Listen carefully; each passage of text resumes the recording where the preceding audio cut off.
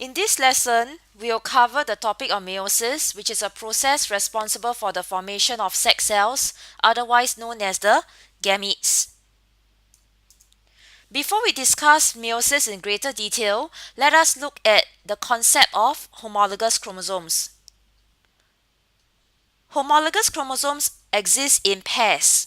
In each pair of homologous chromosome, one chromosome is obtained from the father, the other chromosome is obtained from the mother. Each pair of homologous chromosome has the same arm length. Alright, if you look at the chromosome in blue and the chromosome in red, they have the same arm length. Okay, second feature to note is that they have the same position of centromere. Alright, the centromere is located at the same location.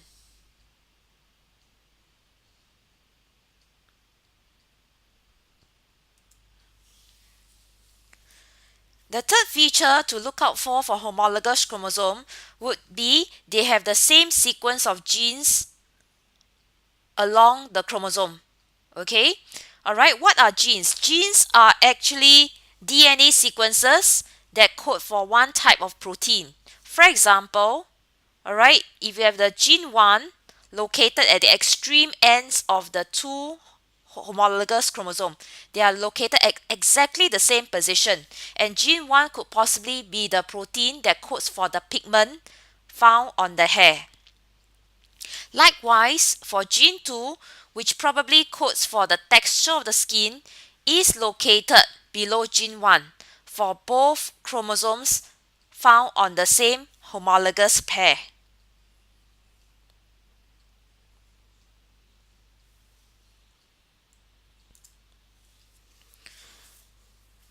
Now, in my earlier introduction, I mentioned about gametes. Okay, gametes are actually sex cells. Alright, how are they different from somatic cells? Gametes typically has half the number of chromosomes as the somatic cells. So gametes is actually haploid in chromosome number, whereas somatic cells would be diploid in chromosome number. The location in which a gamete or a somatic cell is found would differ. For example, the gamete is present in the gonads or the sex organs, whereas the somatic cells is present at all parts of the body except for the gonads. So let me test you. If I take a cell from the cheeks, alright, the cheek cell is likely to be haploid or diploid. Okay, let me give you the answer. The cheek cell is a somatic cell, so therefore the number of chromosomes would be diploid. What are some examples of gametes in humans? In the males, the male gamete is the sperm. In the females, the female gamete is the ovum. So why do gametes have haploid number of chromosomes?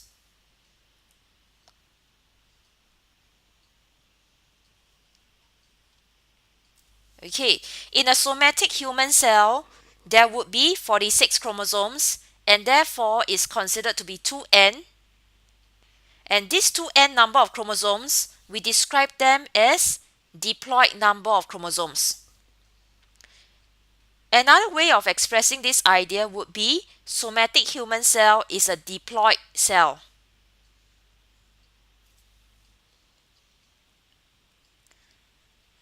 In the gametes, such as the sperm or the ovum, the number of chromosomes is actually half the number of chromosomes in the somatic cells. So how do you derive 23? It is actually half of 46. So half times 46 will give you 23 chromosomes. And when 23 chromosomes exist in the sperm or ovum, this number of chromosomes is known as the N number and is also described as the haploid number of chromosomes. The other way of expressing the idea of number of chromosomes in the sperm or ovum is that it contains haploid number of chromosomes.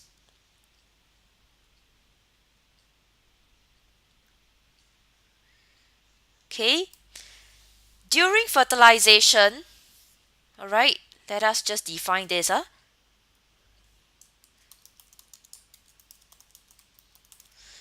During fertilization, the sperm will fuse with the ovum to form the zygote. The number of chromosomes in the sperm and ovum is 23. Alright, in the sperm there is 23 chromosomes. In the ovum there are 23 chromosomes as well. So when the sperm and the ovum fuses, alright, it will restore the 46 number of chromosomes in a normal somatic cell. Okay, therefore, we conclude that when the haploid male gamete fuses with the haploid female gamete, the resulting cell known as a zygote becomes diploid. This maintains the genetic stability of the offspring, which is why from one generation of offspring to another generation of offspring, the number of chromosomes in a somatic cell of a human, alright, being will constantly be 46 chromosomes, or the diploid number of chromosomes. This helps to maintain genetic stability.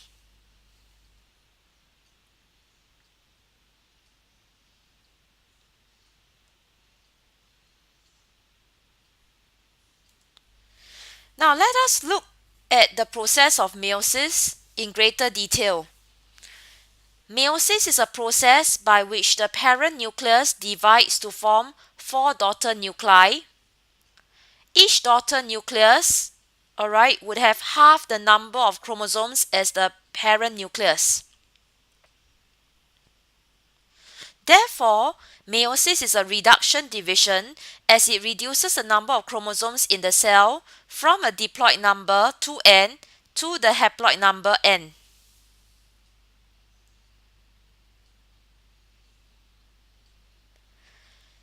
Meiosis consists of 2 divisions. The first one would be Meiosis I, whereby homologous chromosomes separate equally into 2 separate nuclei. The second division, known as Meiosis II, it involves the separation of chromatids equally into 2 distinct nuclei.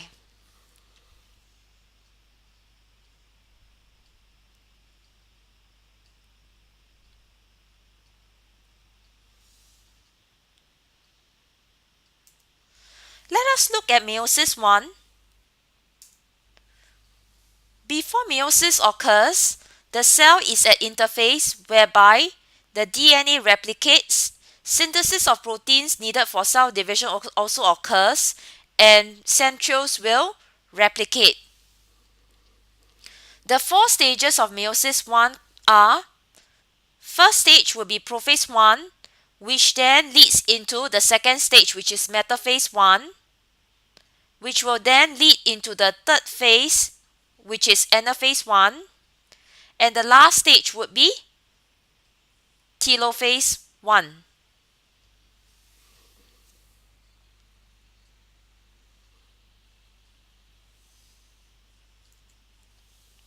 Now, during prophase I, what happens is that the homologous chromosomes will pair up. So if you look at the diagram, alright, the 2 homologous chromosomes of each pair will pair up.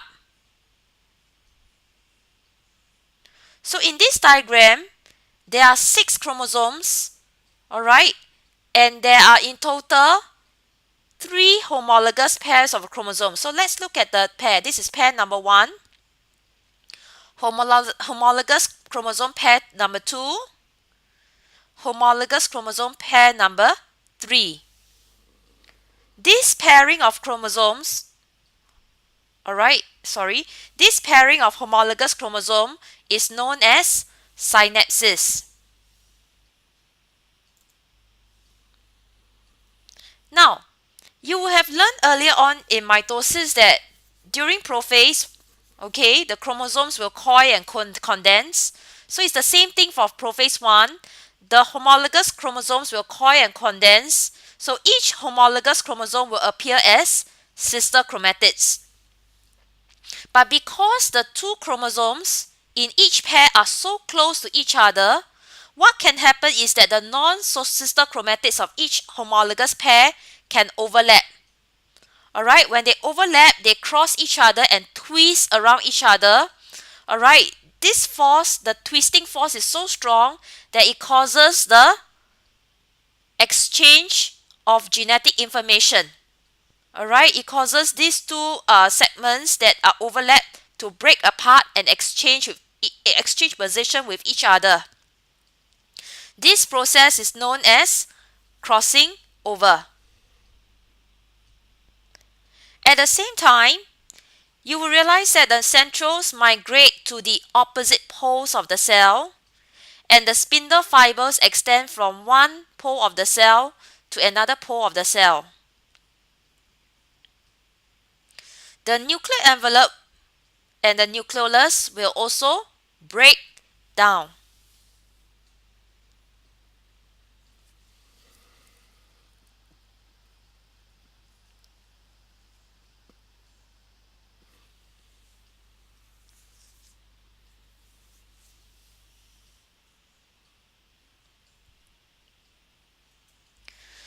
During metaphase 1, the pairs of homologous chromosome will line up along the equator in two rows. Okay? Please take note that the centromere of each pair of homologous chromosome will attach to the spindle fiber.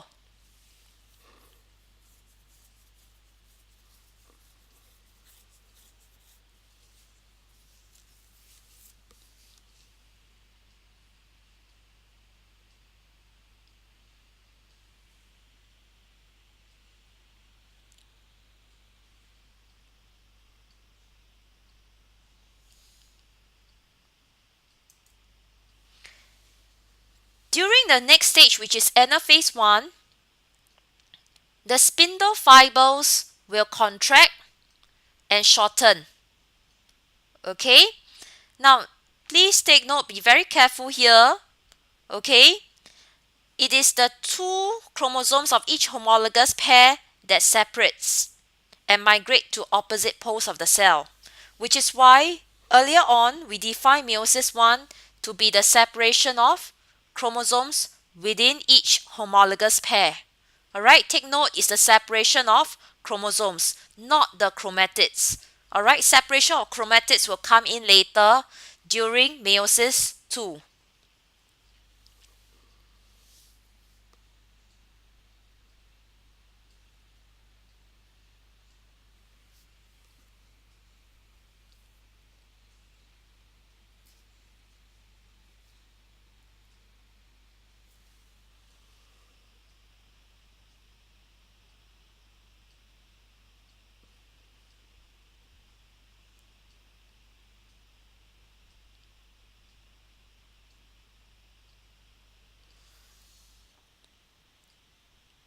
And the next stage of meiosis 1 would be telophase 1.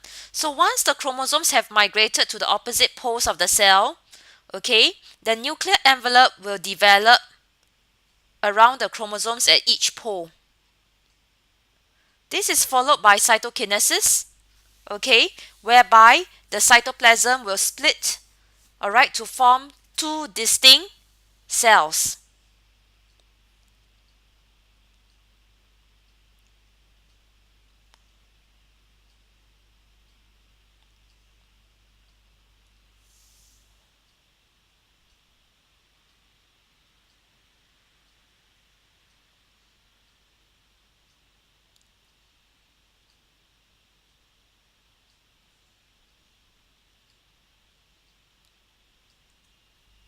Okay, as you can see over here, during cytokinesis, a furrow will develop at the two opposite poles of the cell, and the furrow will deepen.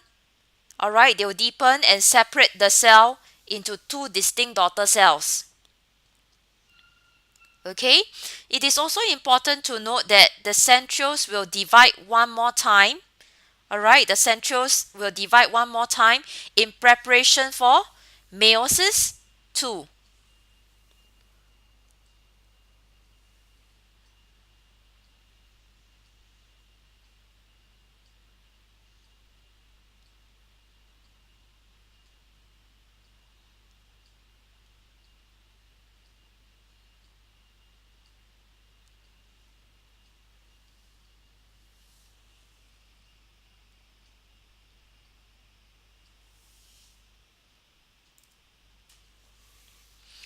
The second division of meiosis, known as Meiosis II, is the separation of chromatids into two distinct cells.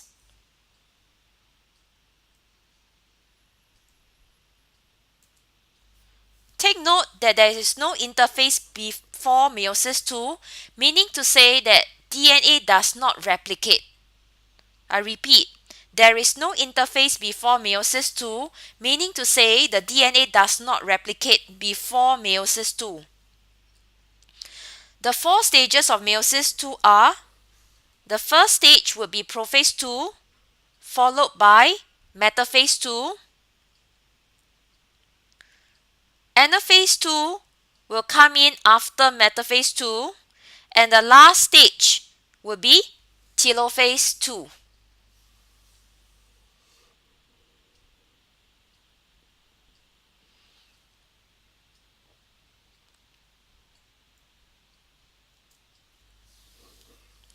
During Prophase II, the centrioles will migrate to opposite poles of the cell, nuclear envelope breaks down, and the spindle fibres extend from one pole of the cell to another.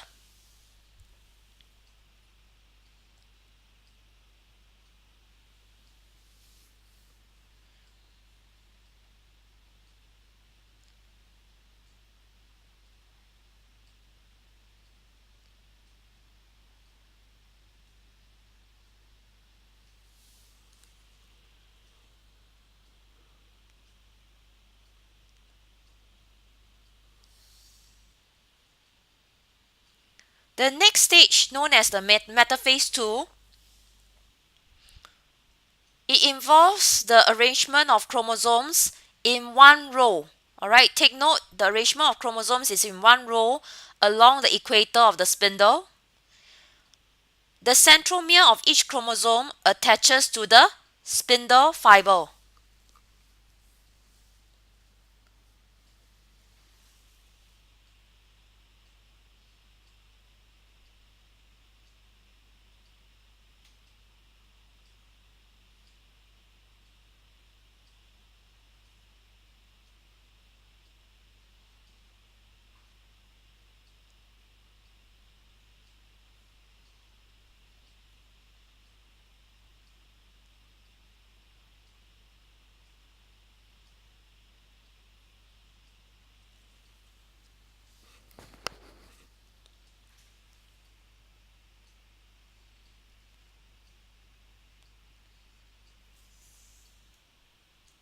The next stage, known as the Anaphase II, okay, the centromere of each chromosome divides. Okay, that's number one. Number two, the spindle fibers contract and shorten. So the effect would be the chromatids of each chromosome are pulled towards opposite poles of the cell.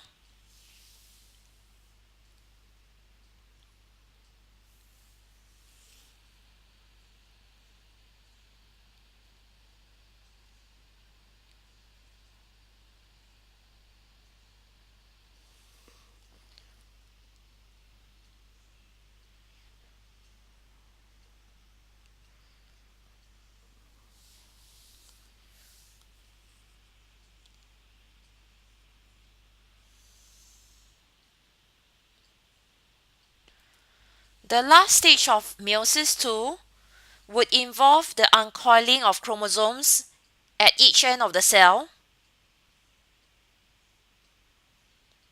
Alright, the chromosomes uncoil and the nuclear envelope forms around the daughter chromosomes at each pole of the cell. A nucleolus forms at each nucleus.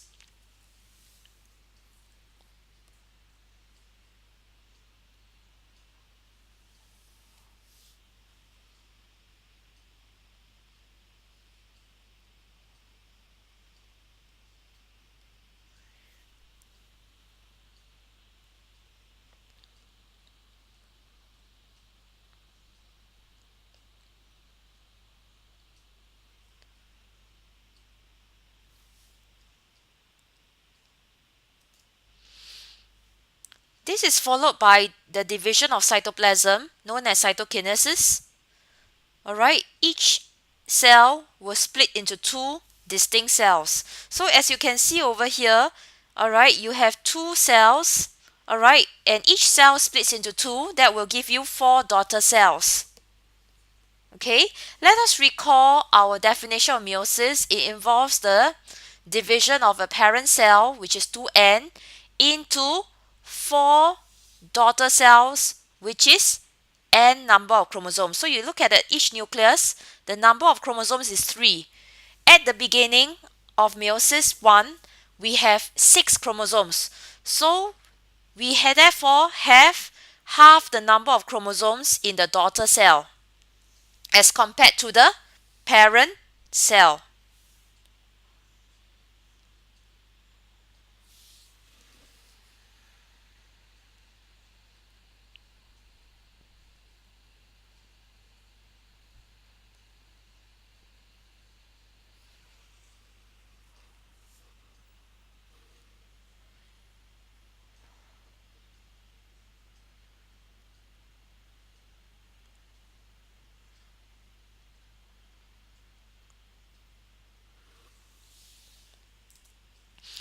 Let us go through the functions of meiosis. Okay, the first function will be to produce haploid gametes. As we have discussed earlier on, the function of forming haploid gametes is so as to maintain genetic stability when the sperm and the ovum fuses. Okay, let us just recall a little. The sperm has n number of chromosomes, okay, which is haploid, and the ovum has also n number of chromosomes, which is haploid. So when the two components, the sperm and the ovum fuses, alright, it forms a zygote, and the number of chromosomes will therefore be 2n.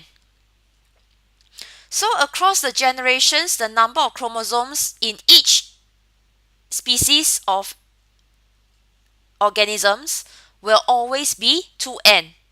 Alright, this maintains genetic stability.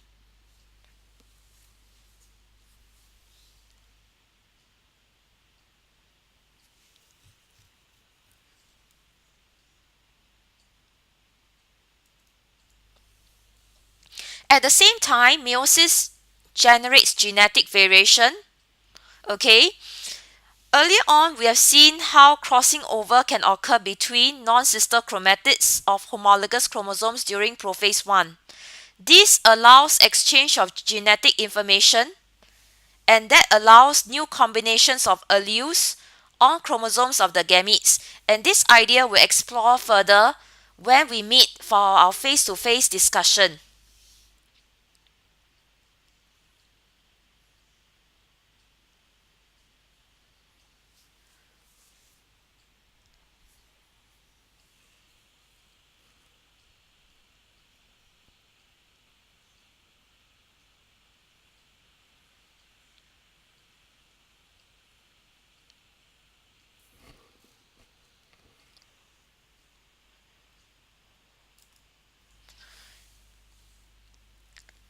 Another way in which genetic variation can occur during meiosis would be the independent assortment, otherwise known as arrangement and separation of homologous chromosomes during metaphase 1 and metaphase 2, anaphase 1, sorry.